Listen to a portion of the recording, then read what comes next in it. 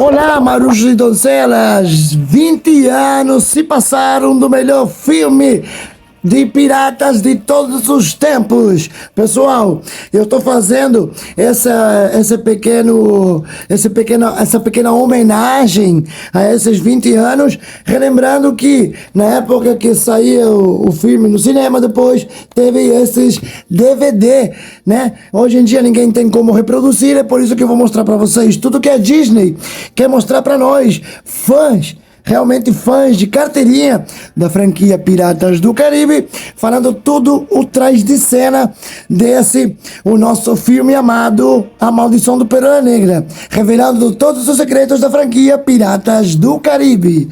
Vem!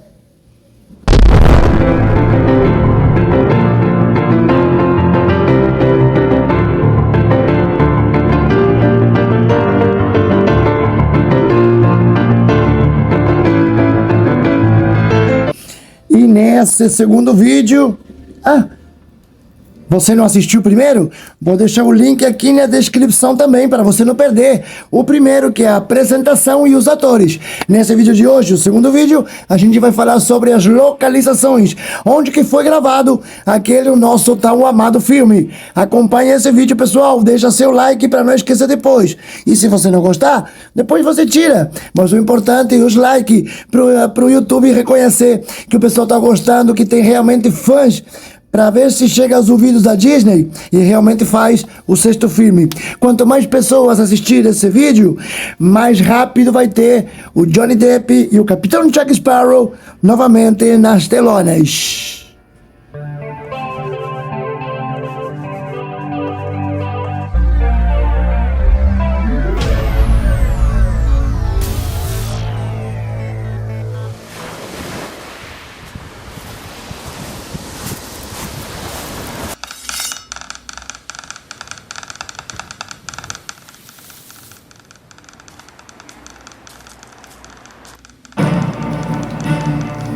It's called Pirates of the Caribbean. I want to shoot it in Long Beach. You want to shoot it in the Caribbean. But we had a location person that scouted all the way from the Bahamas and Puerto Rico all the way to South America to find the right look of the film. It's amazing when you scout a film like this, how quickly you realize that the world is, insanely overpopulated. You just go out looking for a cul-de-sac shaped bay, and to find one that doesn't have a hotel, they just don't exist. We picked St. Vincent because it didn't have much. It had a few piers in the water. We extended that one pier. We built a couple other piers, and then we augmented a couple of existing buildings, and then we added to the town so we could make it look like our Universal backlot. What do you need? It was a huge challenge. We had to call upon some of the neighboring islands to kind of help support the size movie we had. The airport only handles small planes, so we chartered a 747 and flew into St. Lucia, and then brought everybody over by boat. We brought about 400 people, and we, I think, bought about every hotel room on the island. And then we've hired several hundred of the local St. Vincent population to work on the crew as well. It's the lunch boat. Everything that they say about water movies is true. Everything that can go wrong will go wrong. Just feeding the crew because as soon as you start shooting in the morning, you're 4 miles out. So suddenly you've got this kind of armada behind you trying to catch up, chasing you, just with sandwiches. 99% of everything with us. Yeah, because we did a lot of manufacturing on this job. The thing that's hard when you're doing a period piece like this is the availability of quantity. It's almost impossible. So what you typically have to do are research certain items and then manufacture them. These two guys on this platform looking that way, you guys looking out to sea. Marineland is a closed-up amusement park. We built a fort there. So once we scouted St. Vincent, we found the direction of the sun, and we found a location that matched that so that when we built our fort, the sun path would be exactly the same. That fort is made of cement and plaster skins. It's all a facade, it's all smoke and mirrors. The walls were all framed up with plywood behind them, and we put our skins on it. We knew that there was going to be a lot of talent up on the deck, so those were all framed in lumber and heavy plywood. Then we do a metal lath and a concrete base over that. So we basically used a stamping method, just like they stamp concrete for a driveway.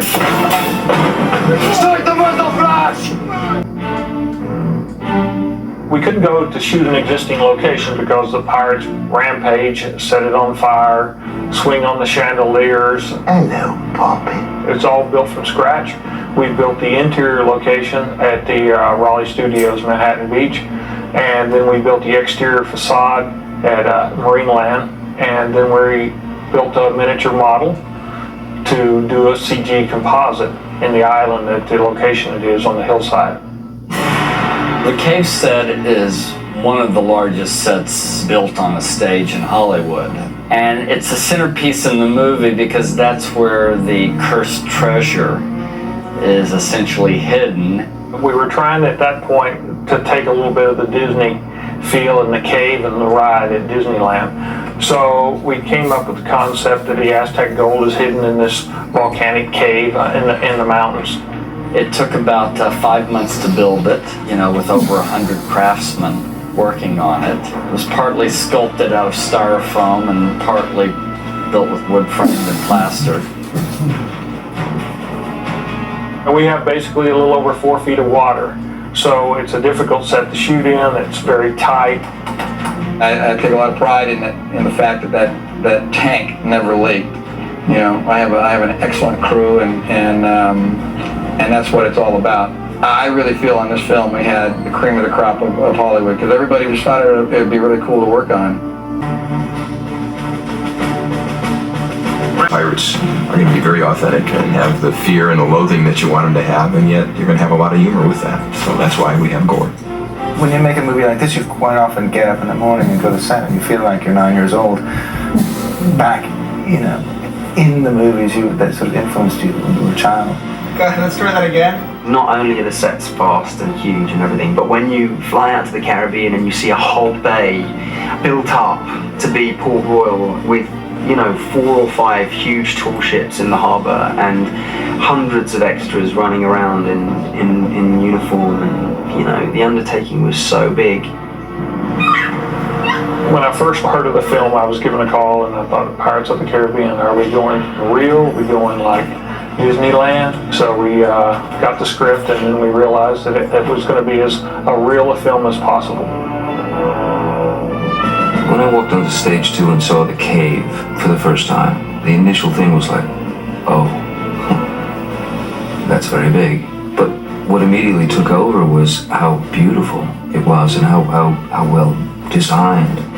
As soon as you start doing research, you find out all of this wonderful stuff about what really happened. You immediately say Caribbean pirates, and then you start pulling up everything, and you see, photos, and then you go from there, and then you say, well, if he looks like this, then he has to come from this, and his boat would look like this. Now, this thing will jump back at least 3 feet. My function is to integrate historical reality with movie reality. My area of expertise is primarily 1500 to 1900 general historical information regarding dress and custom, and then a specific expertise in military history as well. It goes on the thumb of the gun captain, so that's the prop. I spoke to props early on about all the appropriate types of swords and weapons. We have 2 types of swords principally, the short swords that you'd refer to as cutlasses, and what are called small swords, the long straight-bladed civilian and officers type swords. We have pistols, we have blunderbusses, which are like short firearms, carbines, and long muskets. Pirate's best friend. All the period pieces we pretty much built from scratch. Built over 72 cannons, 4 different sizes. All the carriages for the cannons, all the metalwork for them. Last time you left me a pistol with 1 shot. How is you right? Where is Jack's pistol? Jack's pistol was very important. Gore wanted a real pistol from the 1700s. So we started doing some shopping. He wanted the silver inlay to be the real stuff from the mid-18th century. The guns that we bought from a dealer in Connecticut, they were made in London by a fellow named Perry in 1760. Okay, let's go. Shooters, you ready? And then we did a rental with the other pistols through a company in Los Angeles, their reproductions. Our torment is near an end. The biggest set and one of the bigger challenges would be the treasure cave. And just trying to get the sort of quantity that Gore was looking for. This is a huge treasure. You know, these guys have been dumping this stuff here for years.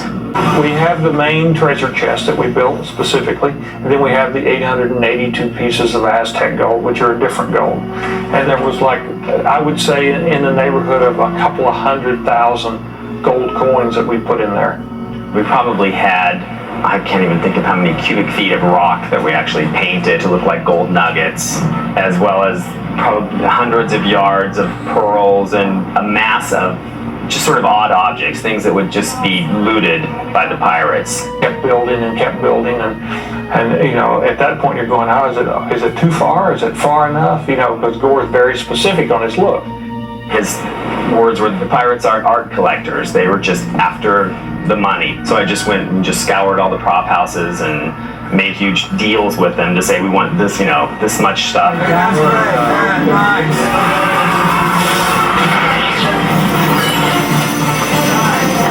Excellent.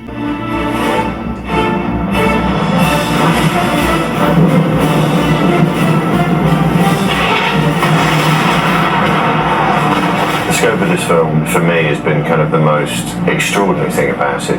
Every day you come into work and you think it can't get any sort of bigger. It is. Anybody who's been on this ride is going to want to go see this movie because you're going to be part of this enormous adventure.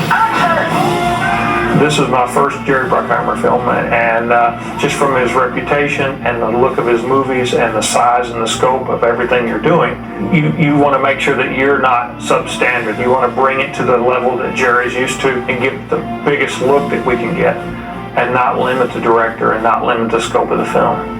They started with a lot of research about the Caribbean during that period and the British sailors and soldiers and ships of that period.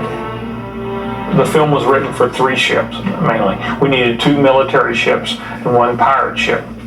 You know, we wanted the Dauntless to be like, you know, a 100-gun ship, and there just isn't one. So we ended up building sections of it on a barge and using models. And similarly with the Black Pearl, which had to kind of be iconic in its own right. It was the ghost ship. It's got shredded sails. It's got all these qualities. So we had to construct that ship. Rented a real ship and ended up sailing it all the way down here to the Caribbean.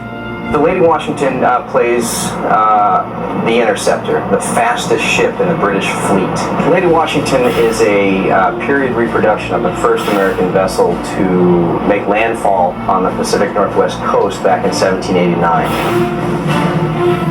We went in and repainted the entire boat, changed the inside, cut gun ports for the cannons that we made for the boat. We made a ship's wheel, changed the stern of it. We changed the color completely. The color combination matched the same Royal Navy ship that we did for the Dauntless. And we did approximately 49 days of preparation to the vessel. That's when the majority of the set dressing happened, making the boat look the way the art department wanted it to look for this film. We're provided with all the blueprints from the art department, and they're pretty adamant about being very correct. We had 3 large pirate ships that we built from scratch, 2 that were actually seaworthy that we built on top of steel barges, and 1 that was built in the dome over at Long Beach. The Black Pearl sails usually at night, and it's in the full moonlight. We have heavy fog, so we did the fog test out in the open waters, and we saw that that was going to be pretty difficult to shoot in the water, so we decided to shoot it in Spruce Goose Dome. And then we're building that exact boat again on top of the barge where it can be taken out into the open seas and then sailed. The Dauntless came from it's the British Royal Navy flagship. So we built that on a considerably larger barge because we had about 165 feet on deck, and built the front section, the stern, and the bow. They're little fine bits of sculpture around the stern of the ship. The sails are all built to scale. Everything, it's all very carefully researched. That I'd be steering the ship until, basically, camera was rolling. It's really fun because we just sort of sailing this huge ship on the open seas. I just looked over my shoulder one time and there's Johnny at the wheel with the hat and playing with the gold teeth, the whole look, and there's me just yanking on a rope going, I can't believe I'm doing this. We were on set several times and we would just kind of giggle at how, we get to do this. Naturally, Pirates of the Caribbean, everybody thinks that's the ride at Disneyland. We're wanting to bring that feel to the show. It is fun to go back and do this kind of stuff because now it's like you're creating a ride that someone's going to take in the film. Então, pessoal, se você chegou até aqui é porque você é um real, verdadeiro fã da franquia Piratas do Caribe. Se você já conhecia essas cenas, esses locais onde foram gravados as cenas do filme, leio vocês nos comentários. Por favor, pessoal, dá uma força pro canal. Se você gostou, deixe seu like, inscreva-se no canal, compartilha com as pessoas que você sabe que são fãs também. E aperte o sininho, clim, clim, clim, clim, clim, clim, clim. O sininho é importantíssimo para você ficar sabendo toda vez que tem um novo vídeo falando de todos os segredos da franquia Piratas do Caribe, dessa vez da Disney, direto para você. Valeu? Eu tô empolgado, não vejo a hora que o capitão coloque o próximo vídeo. Em breve, pessoal, em breve. Tchau!